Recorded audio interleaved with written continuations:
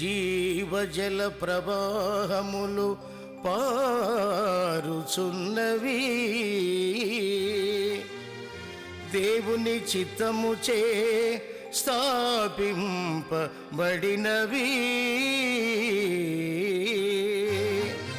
ప్రభాకరుడు యాజకునిగా సాగుచున్నవి, అవే అవే నవీన సువార్తిక పరిచర్యలు, అవే అవే నవీన సువార్తిక పరిచర్యలు.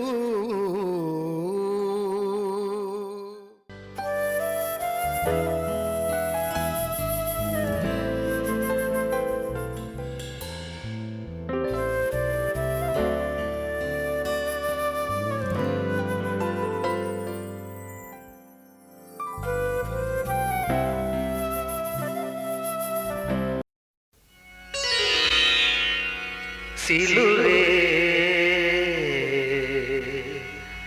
నాశర.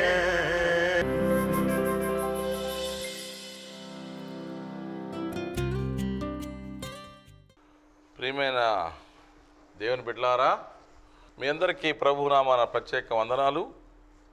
ఈ యొక్క ప్రత్యేక శుభ సమయంలో మనము యేసు క్రీస్తు వారి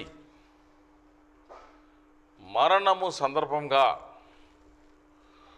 పిలాతు పాత్ర గురించి కొద్ది సమయం మనం ధ్యానిద్దాం. పొంతి పిలాతు యేసు క్రీస్తు మరణము సందర్భంలో ఆయన యొక్క విలన్ క్యారెక్టర్గా మనకు కనిపిస్తూ ఉంటారు. ఇక్కడ మనము మత్తయి సువార్త 27వ అధ్యాయంలో మొదటి వచనాన్ని మనం చదువుకున్నట్లయితే, ఉదయమైనప్పుడు ప్రధాన యాజకులను ప్రజల పెద్దలందరూ యేసును చంపింపవాలని ఆయనకు విరోధముగా ఆలోచన చేసి ఆయనను బంధించి తీసుకొని పోయి అధిపతి అయిన పొంతి పిలాతునకు అప్పగించిరి. ప్రియమిత్రులారా, పిలాతు రోమా సామ్రాజ్యంలో ఒక గవర్నర్గా ఉంటున్నారు. రోమా సామ్రాజ్యం వారు, రోమీయులు ఐగుప్తు దేశాన్ని, ఇస్రాయేలు దేశాన్ని, కొన్ని సిరియా, టర్కీ, ఆ గ్రీసు దేశాలని ఆక్రమించుకొని వారిని రాష్ట్రాలుగా మార్చివేసి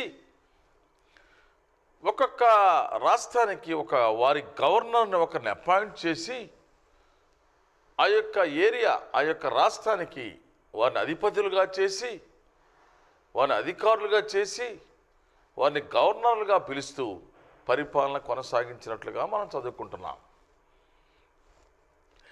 పిలాతు ఆ యొక్క యోదయ ప్రాంతానికి రోమా సామ్రాజ్యము తరపున గవర్నర్గా ఉన్నట్లుగా మనం చదువుకుంటున్నాం. అయితే పిలాతు పాత్ర యేసు క్రీస్తు వారి మరణములో ఒక ప్రత్యేకతను సంతరించుకొన్నది. పిలాతు పాత్ర నేను ధ్యానించినప్పుడు చాలా విచిత్రంగా ఉన్నది. కొన్ని సమయాల్లో పిలాతు క్రూరంగా కనిపించినా, క్రూయల్గా కనిపించినా, యేసుక్రీస్తు శిలువ మరణము పొందుట ఆయనకి ఇష్టము లేనట్టుగా కనిపిస్తున్నది. పిలాతు పాత్రను అనాలిసిస్ చేసినప్పుడు ఆయన ఇష్టపూర్వకంగా యేసును శిలువకు అప్పగించినట్లుగా నాకు అనిపించలేదు. ప్రజలు, జనసమూహము, ప్రధాన యాజకులు వారందరూ కలిసి మహాసభలో తీర్మానం చేసి యేసు మరణానికి పాత్రుడని తీర్మానం చేసి ఆయన మరణశిక్ష విధించటానికి ఆయన్ని ఒత్తిడి చేసినట్లుగా మనకు కనిపిస్తున్నది. ఎందుకంటే ఒక మనిషి, నేరస్తుడైన మనిషికి మరణశిక్ష విధించటానికి ఒక గవర్నర్కు మాత్రమే అధికారం ఉన్నది రోమా సామ్రాజ్యపు చట్టాల ప్రకారం.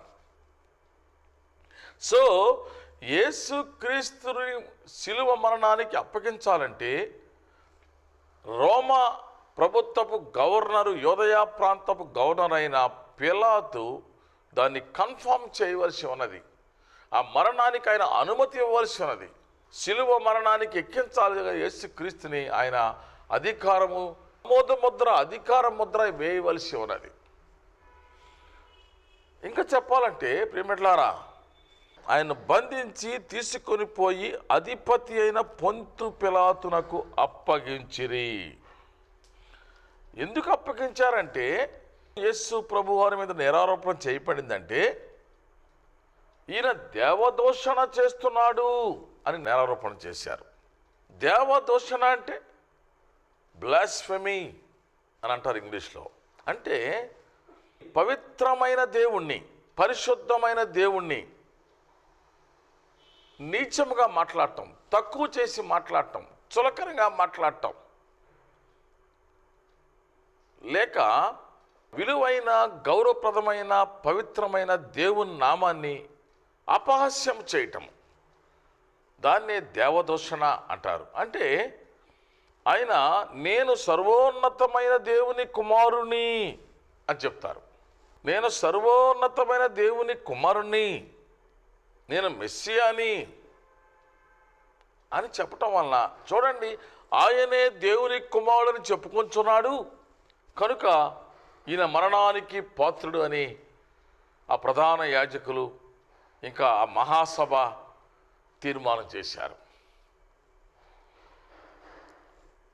ఆ యొక్క పిలాతు దగ్గరకు యేసుక్రీస్తు ప్రభువారిని తీసుకొచ్చినప్పుడు పిలాతు మరణశిక్ష విధించటానికి తగిన కారణము కావాలి. నిజముగా మీరు ఒకసారి సందేశంలో చెప్పాను, శిలువ మరణానికి ఎవరు నేస్తారంటే అతను నేరస్తుడై ఉండాలి, లేకపోతే రాజద్రోహము చేసి ఉండాలి. వారి రాజ్యానికి ఏదో ఒక అపకారము, ఒక రాజ్యం మీద తిరుగుబాటు చేసి ఉండాలి, లేక రాజ్యాన్ని మట్టు పెట్టాలని ప్రయత్నం చేసి ఉండాలి, లేక భయంకరమైన నేరం ఏదైనా చేసి ఉండాలి. అయితే యేసుక్రీస్తు మీద మోపిన దేవదూషణ అనే ఒక నేరము అది శిలువ మరణానికి తగినది కాదు. యేసుని శిలువేమని చెప్తున్నారు కానీ పిలాతు దగ్గరికి పంపించారు, కానీ పిలాతు తాను శిలువ వేయటానికి యేసును అప్పగించాలంటే తగిన కారణము కావాలి. అందుకే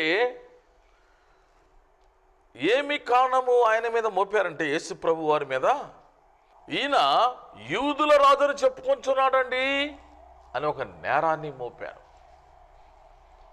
యూదుల రాజు, ఆ జనాంగం అంతా యూదులు, ఆ యూదుల రాజు ఏదో ఒక కొత్త దేశాన్ని, కొత్త రాజ్యాన్ని ఏదో స్థాపిస్తున్నాడు.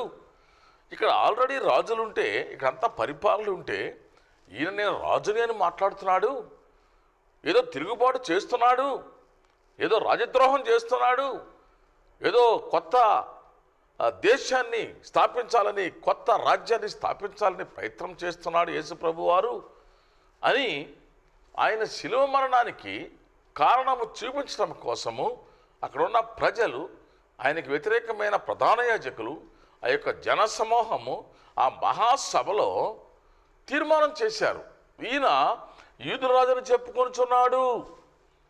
అందుకే యాక్చువల్గా పిలాతుకి క్రూరమైన వాడే పిలాతు.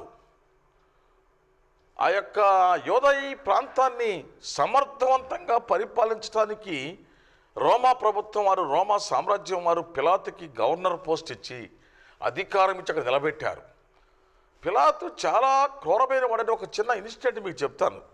లూకా సువార్త 13వ అధ్యాయంలో ఒక చక్కని మాట మనకు కనిపిస్తూ ఉంటుంది. లూకా సువార్త 13వ అధ్యాయము 1వ వచనం, పిలాతు గలిలయులైన కొందరి రక్తము వారి బొల్లతో కలిపి ఉండెను. పిలాతు గలిలయులైన కొందరి రక్తము వారి బొల్లతో కలిపి ఉండెను. చూడండి ప్రియమిత్రులారా, ఆ దినాల్లో దేవుని యొక్క మందిరాల్లో బలి అర్పణలు జరుగుతూ ఉండేవి. నేను బలి గురించి ఇదివరకు సందేశంలో నేను మాట్లాడినాను, మీరు విని ఉన్నట్లయితే అది కొంత మీకు అవగాహన ఉంటుంది. అయితే ఆ మందిరంలో బలి ఇస్తున్నప్పుడు ఆ బలిలో గలిలీయుల యొక్క రక్తము కలిపినారు. ఎవరు కలిపారు?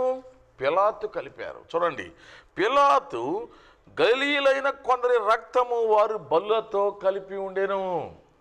చూడండి, అక్కడ బలిస్తున్నారు. ఏ మేకపిల్లనో లేక గొర్రె పిల్లనో ఏదో ఒక బలిస్తున్నారు. ఆ బలిచ్చేటప్పుడు కొంతమంది మనుషులను చంపివేసి వారి రక్తాన్ని కూడా ఆ బలుల్లో కలిపినట్టుగా మనకు చదువుకుంటున్నాం. ఆ సంగతిని యేసు వారికి చెప్తారు. చూడండి, ఆ కాలమున అక్కడనున్న కొందరు ఆ సంగతి యేసుతో చెప్పగా, అయ్యా పిలాతు గారు బలి ఇచ్చే సమయంలో కొంతమంది గల్లీల యొక్క రక్తాన్ని కూడా ఆ బలులతో కలిపేస్తున్నారయ్యా, కొంతమంది గల్లీలను చంపేస్తున్నారని యేసు వారికి చెప్తున్నట్టుగా మనం ఇక్కడ చదువుకుంటున్నాం. చూడండి, పిలాతు యొక్క క్యారెక్టర్ని మేము ముందుస్తున్నాను. పిలాతు తన మీద ఎదురాడిన వారిని, తన మాట విన్న వారిని, తనకి విధేయులుగా లేని వారిని, ఈ డిస్టర్బ్ చేసేవాళ్ళని నిర్మోహమాటంగా, నిష్కర్షగా, నిర్దాక్షిణ్యంగా చంపివేసినట్లుగా మనం చదువుకుంటున్నాం. వారు ఏ కారణం మీద వారిని చంపాడో, ఏ కాజ్ మీద వారిని ప్రాణం తీసేసి వారి రక్తాన్ని బలుల్లో కలిపాడో మనకి ఇక్కడ తేడతలంగా మనకి ఇక్కడ రాయబడలేదు. కానీ కొంతమంది గలిలీయుల యొక్క మనుషుల యొక్క రక్తము బలిలో కలపబడింది అని ఇక్కడ రాయబడి ఉంటే ఆ యొక్క సంగతిని యేసు ప్రభు వారితో చెప్తున్నట్లుగా మనం చదువుకుంటున్నాం. అంటే పిలాతు ఎలాంటి వాడో మనకు ఒక అవగాహన ఏర్పడుతుంది. అయినా సరే పిలాతు యేసు ప్రభు వారిని శిలువ మరణానికి అప్పగించడానికి ఆయనకు పర్సనల్గా ఆయనకేమీ ఇష్టం లేదు. పర్సనల్గా ఈజ్ నాట్ ఇంట్రెస్టెడ్. అందుకే యేసు మరణాన్ని శిలువ వేయకుండా తప్పించటానికి ఆయన 3 సార్లు ప్రయత్నించినట్టుగా మనం చదువుకుంటాం. 3 టైమ్స్ ఆయన ట్రై చేశారు ఆయన. చూడండి, లోకాసు వార్త 23వ అధ్యాయము 20వ వచనం. పిలాతు యేసును విడుదల చేయగోరి వారితో తిరిగి మాట్లాడినను వారు వీరిని సిలువేయమను కేకలు వేసిరి. 3వ మారు అతడు ఎందుకు ఏ దుష్కార్యము చేసెను, ఇతను ఎందుకు మరణమునకు తగిన నేరమేమియూ నాకు అగుపడలేదు. చూసారా, ఇతను ఏ దుష్కార్యం చేశారు? ఇతను ఎందు మరణమునకు తగిన నేరమేమియూ నాకు అగుపడలేదు, కనుక ఇతన్ని శిక్షించి విడుదల చేతునని వారితో చెప్పాను. అంటే శిలువ మరణానికి నేను అప్పగించను, కానీ శిక్ష వేసి విడుదల చేసేస్తాను. ఎందుకంటే ఆయన యేసుక్రీస్తు వారు శిలువ మరణం పొందేంత నేరమేమీ చేయలేదని ఆయన 3 సార్లు మాట్లాడినట్టుగా ఇక్కడ మనకు గ్రంథంలో కనిపిస్తున్నది. అయితే వారు ఒకే పట్టుగా పెద్ద కేకలు వేసి వీరిని శిలువ వేయమని అడుగుగా వారి కేకలే గెలిచెను. కాగా వారు అడిగినట్లే జరగవలని పిలాతు తీర్పు తీర్చెను. పిలాతు మనుషుల యొక్క కేకలకి భయపడిపోయినాడు. ఎందుకు భయపడిపోయాడంటే యేసుక్రీస్తు ప్రభువారు ఏ నేరము చేయలేదని తనకి ఒక అవగాహన ఉన్నా కానీ మరణానికి సరిపడ నేరమేమీ చేయలేదని తాను పబ్లిక్గా చెప్పగలుగుతున్నా ప్రజలకు భయపడిపోయినారు. ఈయనేమైనా అల్లరి చేస్తారేమో, ఏదైనా గొడవలు అవుతాయేమో, రోమా సామ్రాజ్యం యొక్క అధిపతులకు, ఆ యొక్క చక్రవర్తులకు తెలిసిపోయి నన్ను అసమర్థుడిగా భావించి నా గవర్నర్ పోస్ట్ పోతుందేమో, నా అధికారాన్ని తీసివేస్తారేమో, నేను సమర్థవంతమైన పరిపాలన చేయలేదనే అపవాదం నాకు వస్తుందేమో, నేను లా అండ్ ఆర్డర్ శాంతి భద్రతలను నేను కంట్రోల్ చేయలేని వాడిగా అసమర్థుడిగా మిగిలిపోతానేమని భయపడి పిలాతు ఆ మనుషుల యొక్క కేకలకు ఒక విధంగా సైకలాజికల్గా భయపడి యేసును శిలువ మరణానికి అప్పగించినట్లుగా నేను భావిస్తున్నాను. ఇంకొక మాటలో మీకు చెప్పాలంటే ఒక చక్కని ఇన్సిడెంట్ని మీకు చెప్తాను. పిలాతు యేసు ప్రభు వారికి శిలువ మరణానికి అప్పగించే ముందు వారి భార్య సతీమణి ఆ దోషములో పాలు పంచుకోదని హెచ్చరించినట్లుగా మనం చదువుకుంటాం. చూసినట్లయితే మత్తయి సువార్త 27వ అధ్యాయము, మత్తయి సువార్త 27వ అధ్యాయము 19వ వచనం చూడండి. అతడు న్యాయపీఠము మీద కూర్చుండి, న్యాయపీఠం అంటే ఆయన పిలాతు governor having right to give the judgements. యోదయ ప్రాంతం అంతా he is the monopoly, he is the governor, he is the final authority. ఆయన ఏదైనా ఒక నిర్ణయాన్ని తీసుకోవటం అనేది ఆయనకే ఫుల్ రైట్స్ ఉన్నాయి. ఆ న్యాయపీఠం మీద కూర్చున్నాడు తీర్పు తీర్చటానికి, ఒక డెసిషన్ ఇవ్వటానికి. న్యాయపీఠం మీద కూర్చుని ఉన్నప్పుడు అతని భార్య, నీవు ఆ నీతిమంతుని జోలికి పోవద్దు, అండర్లైన్, నీవు ఆ నీతిమంతుని జోలికి పోవద్దు, nothing do with the రైటెస్ట్ man అని ఇంగ్లీష్లో ఉంటుంది.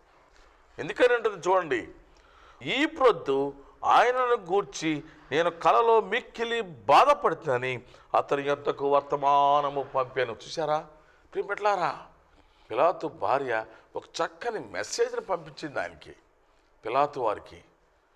తనకంట ఒక చూడండి, నేను కలలో మిక్కిలి బాధపడుతుని, I suffered this day by dream అని ఇంగ్లీష్లో ఉంటుంది. I suffered this day by dream.